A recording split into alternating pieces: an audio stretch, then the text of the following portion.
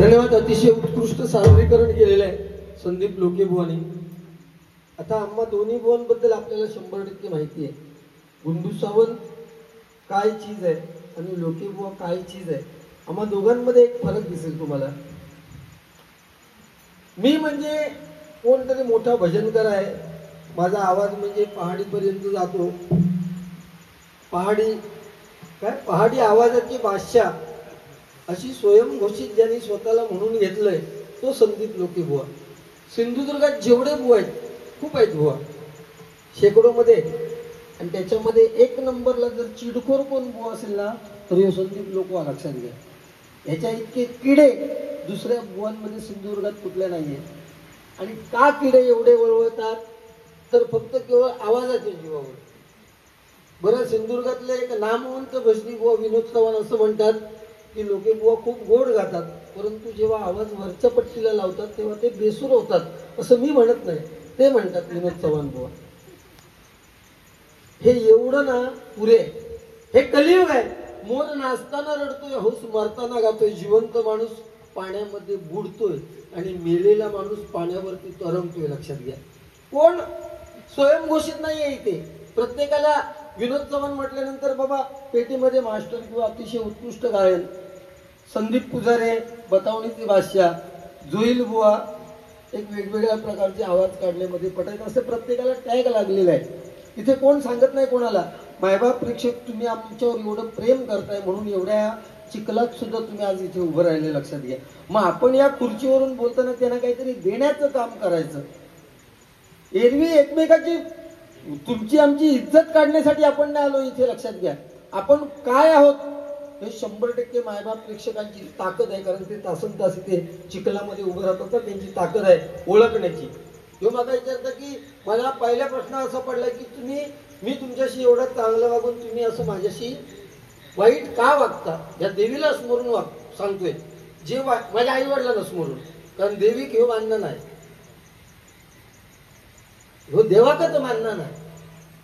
तुम्ही बघा, ज्या वेळेस हे सत्य सांगण्याचा प्रयत्न करताना तेव्हा कोणाची शक्ती घेतात. त्याच्यात देवाची शक्यतो घेतो नाही. ही सरस्वतीची घेतलो आणि आपल्या आईची घेतलो म्हणून देवाक मानत नाही. लक्षात. कारण कलियुगात देवाला कोण मानत नाही.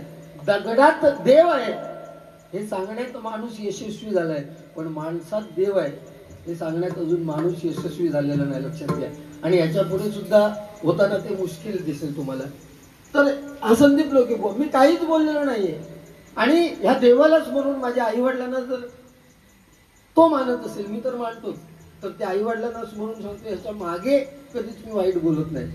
हा डबलबारी एखादी असेल दुसऱ्या बुवावर तर तेव्हा तरी आम्ही टिंगल टोवाळी करतो, पण वैयक्तिकरित्या मागावून काही सांगण्याचा विषय नाही. जे काय आहे संदीप लोके चिडखोर, मी इथे या स्टेजवर बसून सांगतो की डबलबारीच्या माध्यमातून तो चिडखोरच आहे. तो म्हणता ह्याचा मास हा पडला तर माझी म्हणता हाडा करा मोडतोय आणि ह्याचा म्हणता मास आहे तो आवाज येतो नाही. अरे आम्ही अन्न खातो, आम्हाला पचत, आणि तुका अन्न खाता, ह्याचा अन्न खाता, ह्याचा घेतलेलो घास पचना नाही. कारण का तर त्याच्या पोटात ती इजा आहे. दुसऱ्याबद्दल चांगलं हे त्याच्या आयुष्यात कधी त्याला कोणी शिकवलेलं नाही. शाळेत तर काय 12वीत 3दा नापास झालो. त्यामुळे शाळेतून येतो काय तो संबंध नाही. ठीक आहे. त्यांनी सांगितलं आज कात्या येणे देवीचा अवतार. अरे पण ही 5वी माळ आहे, ही 9 रूपं घेतलीत ना. ह्याच्या पुढचं गुंडू सावून सांगणार का तुझा तोंड धरला का. तू सांग ना देवीबद्दल माहिती. तू पण काय फुकट इल का, तू पैसे घेऊन इलस ना. माका इतकेच होय, हे पैसे घेऊन तू आलायस ना. उलट आम्ही पैसे घेऊन नामस्मरण करतोय. ही जमलेले मायबाप प्रेक्षक स्वतःच्या खिशातले पैसे खर्च करून आलेत आपल्यासाठी. लक्षात घे. एवढं प्रेम जर करतात ना त्यांना चांगलं देण्याचा प्रयत्न कर. सिंधुदुर्गातली बारी हे करून जाऊ नको. जो जिल्हो बदललो रत्नागिरी याचं देण्याचं काम कर. मी म्हणतो त्या देवीने 5 रूपं घेतली, अजून 4 घ्यायची आहेत, 9 रूपं घेणार ती कशासाठी घेतली ती सांग. ती 9 रूपं तिला का घ्यावी लागली. मग देवाने का नाही रूपं घेतली, त्या स्त्रीने रूपं का घेतली ती, त्याचं कारण सांग. त्याच्याबद्दल माहिती सांग. अपेक्षा नाही तुझ्याकडून. तू फार फार तर आता गुगल ओपन करशील बघशील आणि वाचून सांगशील, आपला विषय नाही. मी गजराच्या माध्यमातून तुम्ही जर थांबलात तर 100% ते सांगेन. 9 रुपये देवीने घेतली. आपण दर दिवशी आमच्याकडे प्रत्येक घराघरात घट ठेवतात, घटस्थापना करतात. तुमच्या इथे मंदिरात करत असतील किंवा घरात सुद्धा करत असतील. काही ठिकाणी मंदिरात घटस्थापना करतात, बरोबर ना.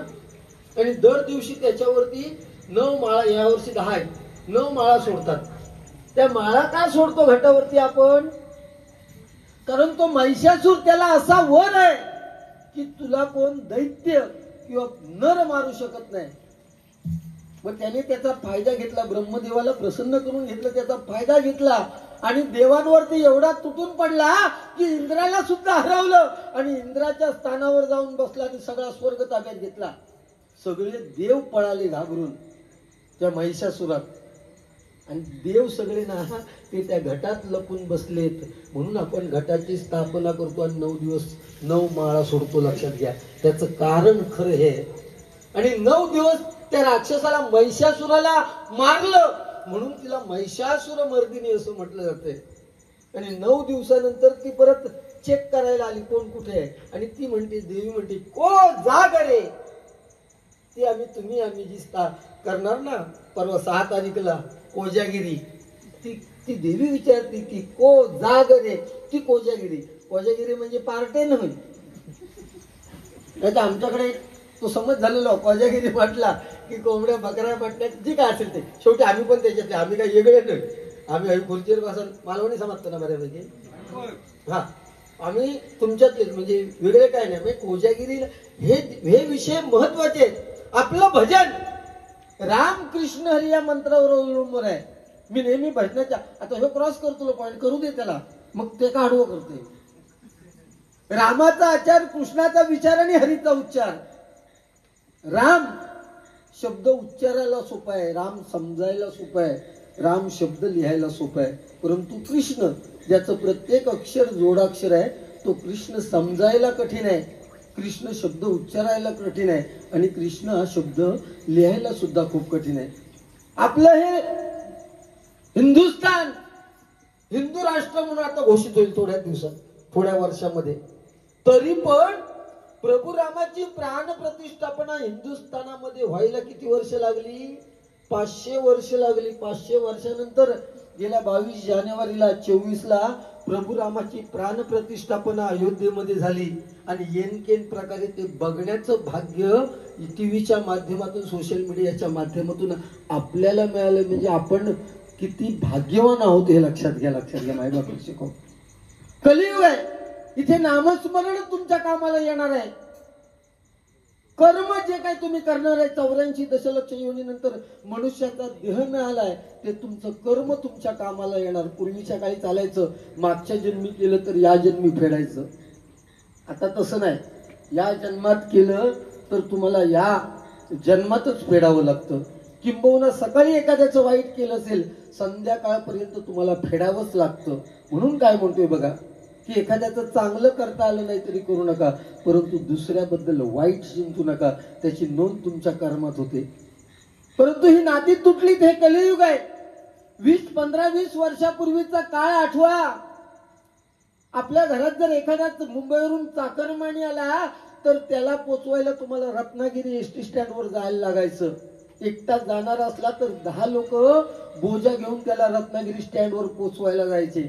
एकदा काय एसटी निघाली की तो जाणारा सुद्धा ओक्साबोक्षी रडायचा आणि त्याला पोचवायला जाणारी 10 माणसं सुद्धा ओक्साबोक्षी रडत घरी यायची. एवढं प्रेम होतं. आणि आता कोणाच्या प्रेत यात्रेला गेलं ना तर डोळ्यातून साधा एक थेंब पाण्याचा येत नाही. ही आजची परिस्थिती आहे, लक्षात घ्या. म्हणून आपण समजलं पाहिजे की नामस्मरण आपली कुलदेवता, आपली ग्रामदेवता, आणि ज्यांच्या उदरी आपण जन्म घेतलाय ते आपले आई वडील, त्यांची मरेपर्यंत सेवा करा. आपल्या आयुष्यात कशाची काही कमी पडणार नाही, लक्षात घ्या. ज्या प्रभू रामाच्या नामस्मरणाने आपण सुरुवात करतोय, त्याच्याच नामस्मरणाने मी सुरुवात करतो बघा.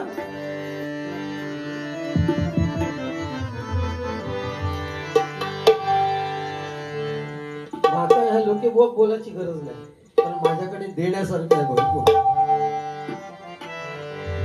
हर घर में बहे कहीं नाम, लागतं. ताना ना फाटलो तरी चला.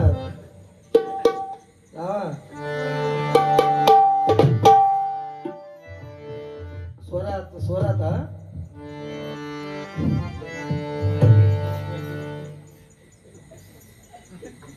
त्याला काहीतरी पॉइंट मिळाव साधो होतो. त्याला तो सांगितलं असं बुवा काहीतरी माका बोल जेणेकरून माका काय देवावर बोला केला नाही पण मी तुझी तरी इज्जत काढून हसून काय हेच उद्देश आहे. बाकी एकमेव तुमका उद्देश तो दिसतो लक्षात घ्या. हर घर में बहे कई नाम, हर घर में बहे कई नाम, एक ही नारा गूंजेगा. हर घर में बहे कई नाम, एक ही नारा गूंजेगा.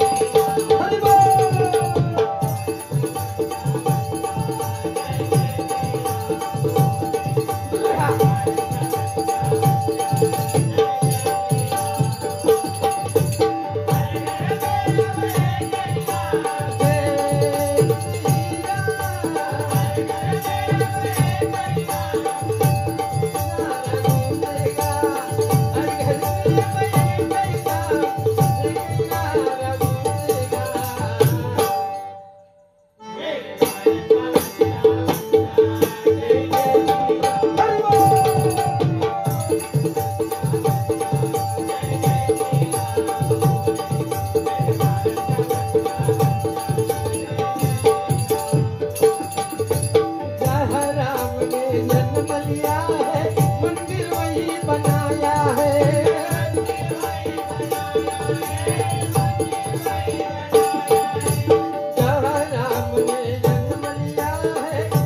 वही बना